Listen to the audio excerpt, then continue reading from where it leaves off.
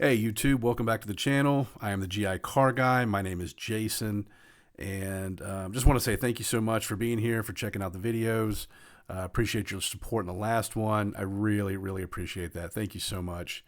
And I want to take a second here and just say happy belated Veterans Day to all the vets out there. If you know a vet that is suffering from any mental health issues or any problems, just maybe check on them, give them a call, just say hey, see how they're doing. And if you are suffering out there, there is help. There are resources available. Don't hesitate to get help. I've been there, and I understand what it's like, but there is help out there for you. Do not be scared to take it. So anyways, I hope all is doing well. And all that being said, let's hop into the video.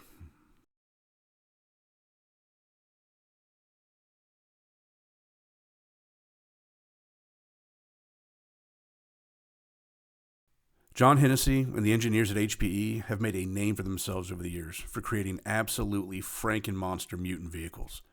And by Franken-monster mutant vehicles, I mean I absolutely want one of them. These vehicle creations push out over 1,000 horsepower, have serious performance upgrades, and may even have an extra rear axle, because. To talk about the Venom F5, we have to first talk about the record-setting Venom GT. Initially released in 2009, the Venom GT was a huge milestone for the Hennessey performance brand. Built on the Lotus Elise XEG design, the Venom GT elongated the Lotus chassis and even used quite a few of the Lotus's components, including the cockpit, doors, roof, AC, windshield, wipers, and headlights, just to name a few. This combination created the GT, which would go on to achieve the world record as the fastest manual car by hitting 270 miles per hour in 2014. A record it still holds to this day, for now.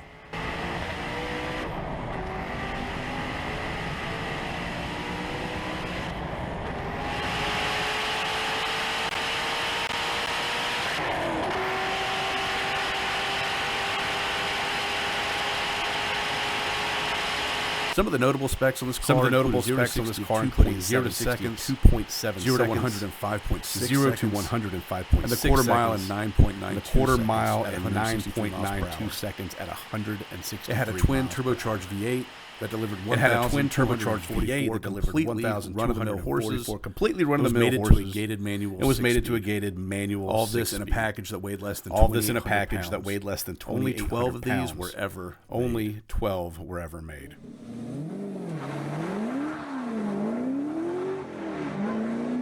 The Venom GT was the precursor to the absolute track weapon the mad scientist and his twisted engineers were developing at HP.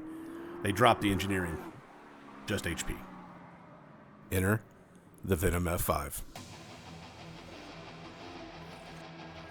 Revealed to the world in 2017, the F5 was to be a completely bespoke, rear-wheel drive hypercar built to take down kings. Just 1 year later, in 2018, HP introduced the heart of the F5. Simply named Fury, the engine is an absolutely roided 6.6-liter twin-turbo V8 screaming out 1,816 brutal horses. This is the power plant that drives every version of the F5 line of vehicles.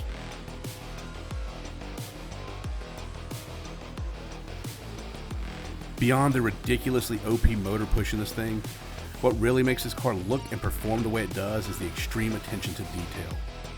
So much thought is put into this car that the Hennessey badge is made of a piece of aluminum only 8 microns thick, the same thickness as a piece of hair, to ensure as little drag is added to the vehicle as possible.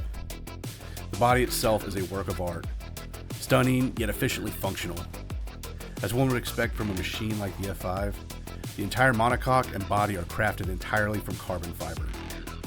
The massive front splitter and rear diffuser are also made of carbon fiber. By not touting incredibly complicated active aero components, the body has been developed to maximize airflow around the vehicle and directed to intakes channeling air into large air boxes that feed the engine and turbos. Lacking a standard rear wing, the F5's wing is incorporated into the design of the rear end as the carbon fiber engine cover transitions into it. This design allows the vehicle to channel air through the center of the vehicle, creating downforce at higher speeds and assisting with straight line speed. The rear bumper, as complex as it looks, is actually one giant molded piece of carbon fiber. It is the largest molded piece of carbon fiber in the industry, and then all of the venting is milled out of it. A very interesting design aspect of the rear taillights is that the center is molded as a duct to allow hot air to escape the engine bay.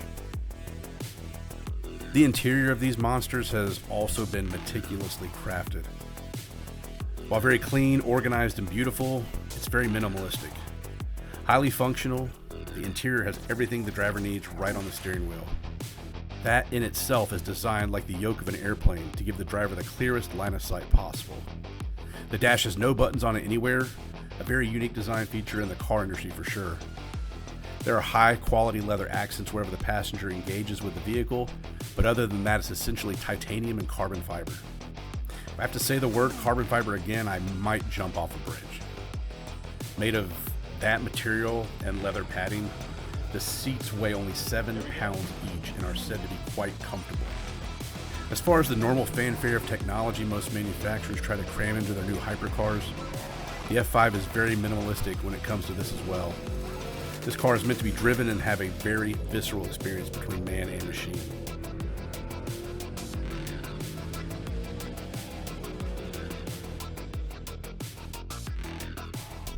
The suspension is fully adjustable and the car comes with 5 vehicle driving modes: Sport, Wet, Drag, Track, and F5. No hypercar would be a hypercar if it didn't also have a launch mode, of course. All these features add up to an absolute freak of nature. The F5 will do 0 to 60 in 2.5 seconds and 124 miles per hour in just 4.7 seconds. A totally ridiculous and unusable amount of power, and by unusable, I mean I want one. Unfortunately for me, all 24 of these being produced are all sold out, originally priced at $1.6 million. The remaining 12 of the 24 went for $2.1 million. After the F5 debuted and subsequently sold out, the F5 Roadster was released in 2022.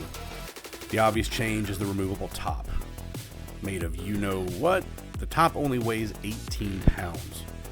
The Roadster also sports a see-through engine cover, allowing the Fury to be seen in all of its glory. A total of 30 F5 Roadsters are being built. The next progression of the F5 is the Revolution.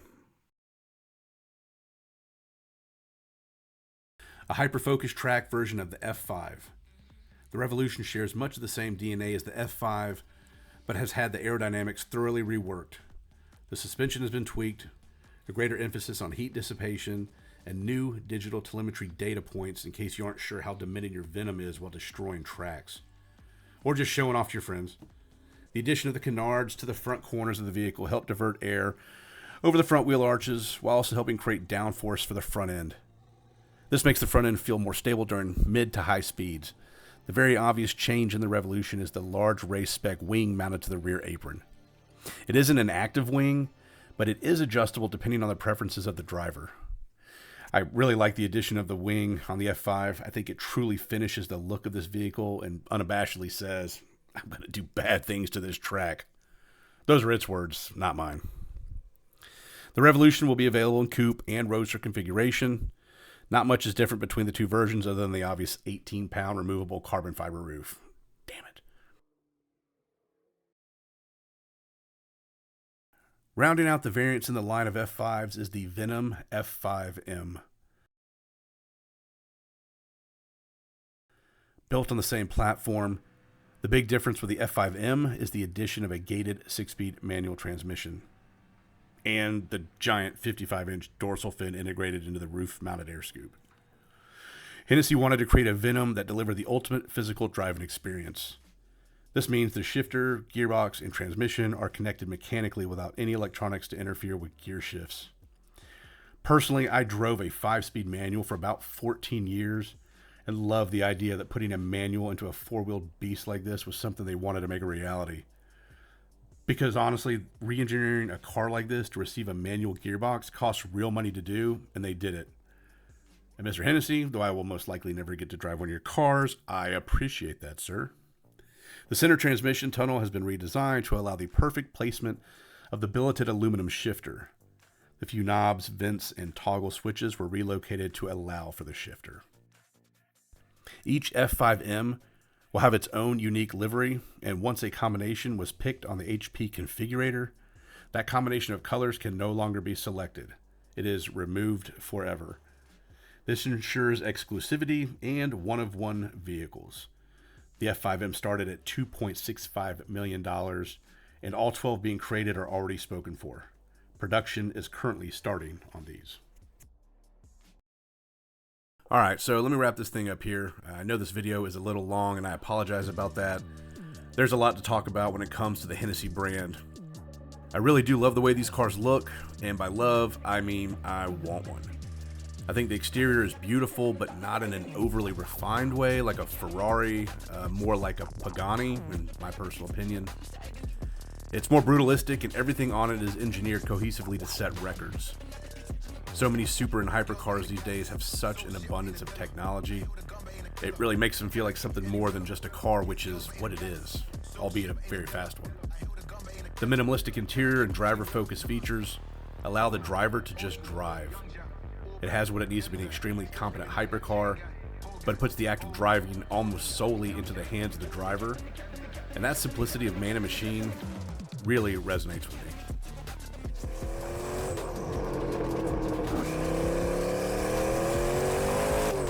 If you've made it this far, I just want to say thanks for taking the time to check out my video. Hopefully this was informative in some way, and if you haven't already, consider subscribing. It really does help me out a lot, and I would really, really appreciate it. Alright, that's it for now. I'm going to go find a bridge, but you guys stay safe, take care of each other, and I will catch you in the next one. Peace.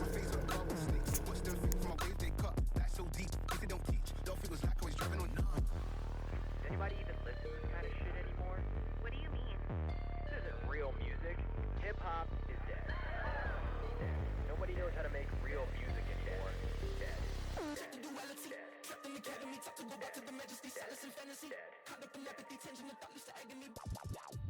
Dead.